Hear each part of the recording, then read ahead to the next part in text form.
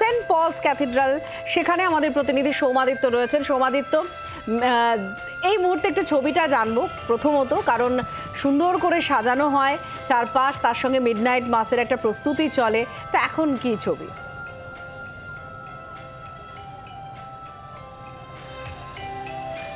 একদমই আত্রি, যেভাবে আমরা কিছুক্ষণ আগে পার্ক স্ট্রিটের ছবি দেখছিলাম, পায়েল দেখাচ্ছিল, কিছুক্ষণ আগে আমি বউ ব্যারাকে ছিলাম এবং সেখানে মানুষের ভিড়টা ছিল একেবারে কি বলবো, যেটাকে বলে একদম উৎসবের যেটা আসল চেহারা, সেটা কিন্তু ওই মানুষের ভিড়ের মধ্যে দিয়ে ফুটে আসছিল। কিন্তু এইখানে অর্থাৎ সেন্ট পলস ক্যাথিড্রালে কিন্তু একেবারেই অন্যরকম একটা ছবি এই মুহূর্তে তোমাকে দেখাবো, যে প্রতি বছরের মতো এই সেন্ট পলস ক্যাথিড্রাল সেজে উঠেছে আলোতে আলোতে, একেবারে উজ্জ্বল উদ্ভাসিত এই কলকাতার বুকে সব থেকে বড় চার্চ, এটা রোমান ক্যাথলিক সব থেকে বড় চার্চ। এবং এই চার্চটি কিন্তু মূলত তৈরি হয়েছিল যখন 1800 সালের পর থেকে ক্রমশ ব্রিটিশরা ভারতে আরও বেশি করে আসতে শুরু করে, তখন তাদের যে প্রার্থনা, সেই প্রার্থনার জন্য যে গির্জা ছিল, সেই গির্জার অতটা বড় কিন্তু ছিল না, তো সেই জন্য খুব বড় করে একটা গির্জা তৈরির প্রয়োজন ছিল। এবং তারপরই 1839 থেকে শুরু হয় এই সেন্ট পলস ক্যাথিড্রাল তৈরি, এবং তারপর সেই সেন্ট পলস ক্যাথিড্রালের ভিত্তিপ্রস্তর স্থাপন এবং 1847 সম্পূর্ণ হয়। এবং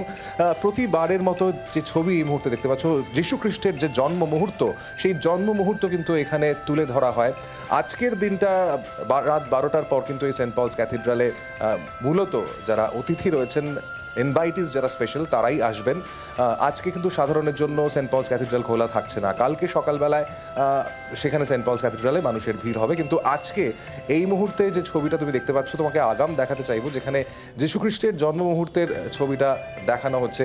ওখানে তুমি দেখতে পাবে সেই যে তিনজন মানুষ, দ্য গিফট অফ দ্য ম্যাজাই, এই তিনজন ম্যাজাই তারাই কিন্তু প্রথমে আকাশে দেখতে পান সেই তারা, যে তারা দেখে কিন্তু তারা বুঝতে পারেন যে কোনো এক মহামানবের আগমন হচ্ছে, এবং সেই মহামানবের আগমন যে যীশু খ্রিস্টেরই আগমন, সেটাই তারা বলে দেন যখন জোসেফ এবং মাতা মেরি, যীশু খ্রিস্টের যখন জন্ম হচ্ছে, তখন তাদেরকে তারা জানিয়ে দেন যে যে পুত্রকে তারা জন্ম দিয়েছেন, সেই পুত্র একদিন পৃথিবীর রাজা হবে। এই যীশু খ্রিস্টের সেই জন্ম মুহূর্ত, সেই এঞ্জেলস, সেই স্টার, সেই সমস্ত কিছু কিন্তু এখানেই উঠে আসে, সেই ছবিটা কিন্তু এখানে তুলে ধরা হয়। সেই একই রকমভাবে কিন্তু সেন্ট পলস ক্যাথিড্রালে এটাও একটা অন্যতম আকর্ষণ। এখানে যারা আসেন তারা এসে এই বিষয়গুলো দেখেন। এবং সেন্ট পলস ক্যাথিড্রাল মানেই কিন্তু মিডনাইট মাস, কারণ যত রাত গভীর হয় সেই সময় কিন্তু প্রার্থনায় মেতে ওঠেন ধর্মপ্রাণ খ্রিস্টানরা, এবং এখানে পিয়ানো বাজতে শুরু করে, ক্রিসমাস ক্যারল শুরু হয়, এবং তার যে একটা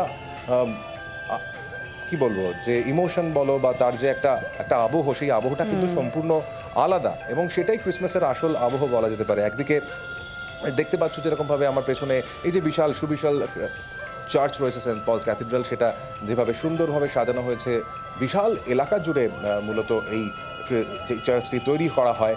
এবং এখানে কিন্তু এর যে আকর্ষণ, সেই আকর্ষণ কিন্তু কখনোই কমে না, এবং সেই আকর্ষণ একই রকম রয়েছে। মুখ্যমন্ত্রী মমতা বন্দ্যোপাধ্যায়ও এখানে আসার কথা থাকে প্রতি বছরই। কোনোবার তিনি আসতে পারেন, কোনোবার আসতে পারেন না। এবার একটা সম্ভাবনার কথা কিভাবে শুনতে পাওয়া যাচ্ছে, তবে তিনি আসবেন কিনা সেটা এখনো পর্যন্ত সম্পূর্ণভাবে নিশ্চিত বলা যেতে পারছে না। কিন্তু তাছাড়াও তোমাকে যে ছবিটা দেখাচ্ছি, এইভাবে কিন্তু সেজে ওঠে সেন্ট পলস ক্যাথিড্রাল প্রতি বছরের মতো। এবং অবশ্যই আমরা মিডনাইট মাসের সময় আরও সুন্দর ছবি, ক্রিসমাস ক্যারলের সেই আবহটা তোমার সামনে বা দর্শকদের জন্য তুলে ধরতে পারবো।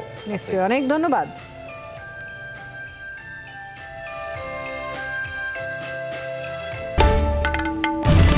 বাংলার আওয়াজ, বাঙালির আবেগ, জি 24 ঘন্টা।